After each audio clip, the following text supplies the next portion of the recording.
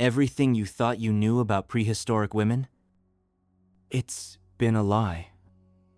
The museum dioramas, the textbooks, the films, none of it holds up. What if the real cavewomen weren't just gathering berries, but leading the hunt? For decades, we've pictured a cartoon version of the Stone Age. Buff dudes in animal skins throwing spears at mammoths while the ladies stir stew and babysit near the fire. But that scene? Total fiction. Fresh digs from archaeological sites are rewriting everything. Turns out prehistoric women weren't just surviving, they were running the show. Sharpening weapons, making sacred art, leading spiritual rituals. And yes, hunting down giant, angry beasts. They weren't background characters in evolution. They were co-stars. So how did we get the story so wrong for so long? For nearly a century, we've clung to a lazy idea. Man the fearless hunter, woman the gentle gatherer. But here's the kicker. This whole narrative was based on nothing. No solid evidence. Just assumptions, stitched together like a bad caveman costume. And the worst part? Everyone bought into it. The theory sprinted through universities and media like gossip in a village square. Suddenly, every museum had wax figures of cavemen wrestling saber-toothed cats, while the women stood politely with baskets of herbs. But under all that drama, the facts were missing. Dr. Jamie Ellsworth, a bioarchaeologist from Westvale University, puts it bluntly. People found artifacts and just decided they belonged to men. Even if women were buried with the exact same gear, suddenly it wasn't hunting tools, it was ritual objects or ceremonial gear. This bias ran so deep, researchers straight up ignored obvious clues. And when the actual data came out, it told a completely different story. New studies now show that during the Paleolithic era, from over 3 million years ago to about 12,000 years ago, there's almost no proof of strict gender roles. The idea that cavemen were the hunters while cavewomen just stayed home? That's not ancient wisdom. That's modern bias, projected backwards like a bad movie reboot. And the first real crack in that theory? It came from a cave wall. Something you've probably seen without realizing its secret. Dr. Leonard Bray, an archaeologist from Central State, analyzed hundreds of handprints in ancient caves across Europe. By measuring finger ratios, he discovered that nearly 75% of those prints came from women. That's right, most of the iconic cave art, not drawn by grunting dudes, but by prehistoric women. And this was just the beginning. When scientists opened 30,000-year-old graves, they found women buried with full-on hunting kits, spears, flint knives, even projectile weapons. Ask yourself if they weren't hunting, why were they packing arsenals into the afterlife? The skeletons don't lie either. When researchers looked at injuries in male and female bones, they saw the same patterns, battle scars from getting way too close to large, dangerous animals. And it gets even crazier. Modern hunter-gatherer tribes still around today, in nearly 80% of them, women hunt. Doesn't matter if they're pregnant or have young kids, many still pick up a bow and track animals for miles. And over 70% of the time, female hunting isn't just luck or necessity, it's on purpose. Organized, skilled, strategic, and this is only scratching the surface. In communities where food meant survival, women weren't just helping, they were in it 100%. To understand why they were such effective hunters, you need to look beyond the spears and start looking at biology. Dr. Mia Halverson, a physiologist at Crestwood Institute, breaks it down like this. Men might win in short sprints or power bursts, but women? They're built for the long game. Men dominate in activities, needing brute force, sprinting, lifting, chucking stuff across fields. But women shine where endurance is everything. Running for hours, tracking prey, outlasting anything on 2 or 4 legs. The secret sauce? Estrogen.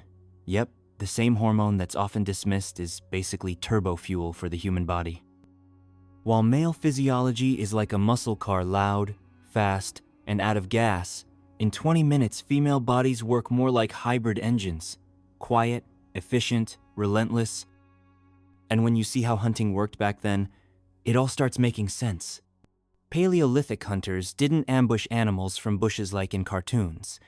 They did something much more hardcore persistence hunting. Imagine chasing an antelope under a blazing sun for hours until it just collapses from exhaustion. That's what early humans did. And women?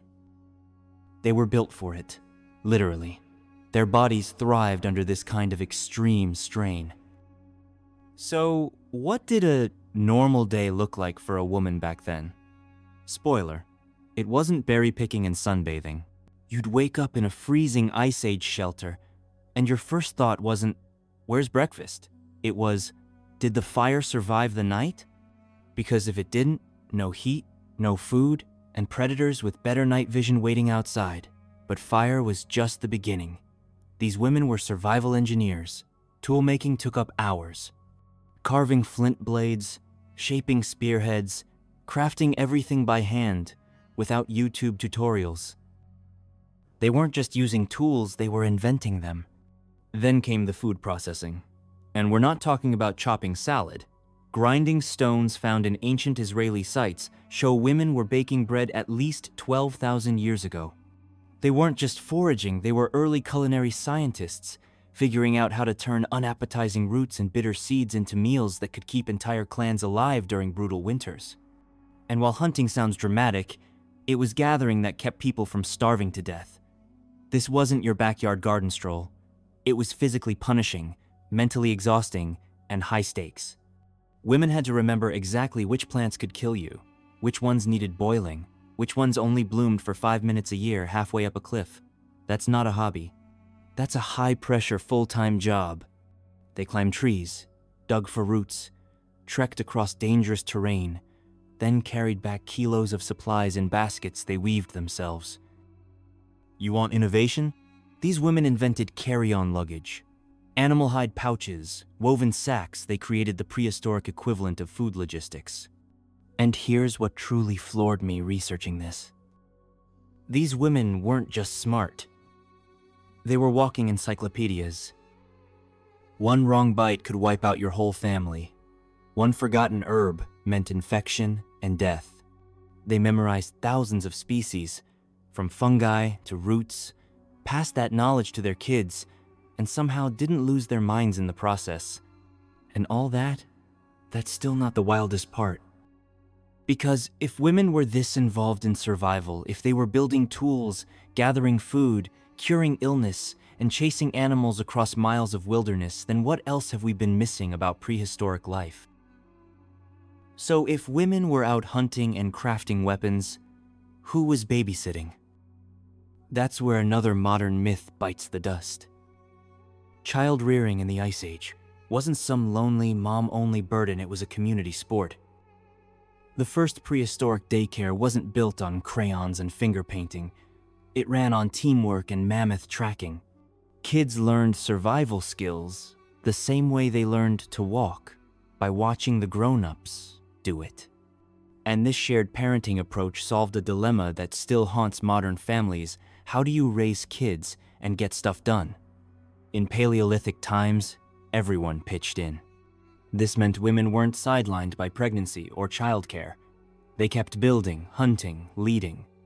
Life didn't hit pause every time a baby showed up. Studies of modern-day foraging groups show the same pattern.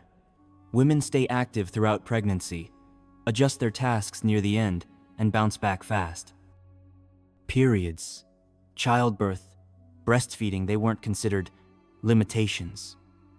They were just part of life. And the kids? They weren't often a cave drawing with chalk. They were sharpening stones, tracking animals, and learning to stay alive. Young girls and boys grew up side by side, mastering tool-making, hunting, gathering, and survival through real-world participation, not lectures. And the artwork they left behind proves it. Tiny hand stencils found in ancient caves made by children as young as 5 show. They weren't just watching the action, they were part of it. And speaking of cave art, remember those handprints left by women? That's just the surface. There's growing evidence that women were the original artists behind the most iconic Ice Age paintings, galloping horses, woolly rhinos, massive aurochs. Dr. Nathaniel Crane thinks if women did most of the artwork, it suggests they played a bigger societal role than we've ever acknowledged, bigger than anyone dared to imagine. And that's not all. Women didn't just paint and hunt, they led. Some were spiritual guides, healers, and community anchors. The oldest known Paleolithic shaman, female, buried around 30,000 years ago. And she didn't go quietly. Archaeologists found her surrounded by ceremonial objects, not domestic ones. One mind-blowing find comes from Germany, the 8,500-year-old grave of the shaman of Bad Dernstadt. She was buried in red ochre clay, a color used only for the revered. Her headdress was crafted from deer antlers, her jewelry made from boar teeth, bird bones, and even tortoise shell. This wasn't someone washing mammoth socks. She was a force, a leader, a legend. And here's where everything we thought about the Stone Age really falls apart. Life back then wasn't black and white. Roles weren't rigid. There weren't two columns labeled men's work and women's work. It was all hands on deck. Because in a tribe of 30, you couldn't afford to say, "That's not my job." Everyone learned everything. Hunting trips could involve men and women, gathering food, full squad, tool making, firekeeping, tending to wounds, leading rituals. These weren't assigned by gender, they were assigned by need. This flexibility wasn't progressive, it was practical. It was the only way to survive in a brutal, frozen world filled with predators, disease, and starvation. So, if prehistoric societies were mostly egalitarian, what changed? Why did things go from shared survival to gendered oppression? The answer is so frustrating. You might want to throw your phone. It started the moment humans stopped moving and started farming. When the world became about land ownership instead of people, everything collapsed. So, how did farming ruin everything? It didn't just change diets, it changed power dynamics, and even left marks on women's teeth. When humans started planting instead of roaming, it kicked off a chain reaction: land ownership, inheritance rights, and the sudden obsession with knowing who the father was. Welcome to the birth of patriarchy. The archaeological record shows this drop like a rock. Once farming took hold, women's remains started showing higher levels of stress and disease, especially in their teeth. Their diets got worse, their roles more restricted, and their lives harder, all thanks to the invention of wheat and property lines. But today's research is shaking things up again, revealing a version of prehistory that's way more dynamic than we ever imagined. Forget the image of passive women clutching baskets. Prehistoric women were everything: hunters, toolmakers, leaders, artists. They didn't wait for men to bring meat. They chased down dangerous animals themselves, crafted lethal tools, led sacred rituals, and made art that still blows our minds today. This isn't just a historical footnote, it's a total rewrite of human evolution. For over 3 million years, both men and women contributed equally to food gathering, and dependence on meat? That wasn't a male-only mission. Both sexes chased it, shared it, survived by it. The idea that only male behavior shaped evolution? Completely outdated. Understanding what Paleolithic women really did challenges everything we assume about gender and roles today. What we call normal gender behavior in modern society doesn't go back to the dawn of time, it's a much more recent invention. For most of human history, we were a surprisingly equal species. This doesn't mean life was some prehistoric paradise. It was brutal, freezing, violent. People died young and worked non-stop. But within that chaos, the guiding principle wasn't hierarchy. It was survival through cooperation. So next time you walk into a museum and see some fake cavewoman model kneeling politely in the background, try not to roll your eyes too hard, because now you know what the displays aren't telling you. Those women weren't passive. They were relentless, strategic, dangerous, capable of chasing a bleeding mammoth for miles, then coming back and making a spearhead that could punch through bone. They weren't just gathering roots, they were crafting blades, orchestrating ceremonies that connected their people to powers we still don't understand, and creating artwork by torchlight that outlasted civilizations. These weren't background characters, these were the main cast. Paleolithic women tracked animals across frozen tundra, designed weapons, painted entire cave systems, and guided communities through mystery and myth. Their lives weren't defined by kitchen fires, they were forged in fire, in survival, in genius.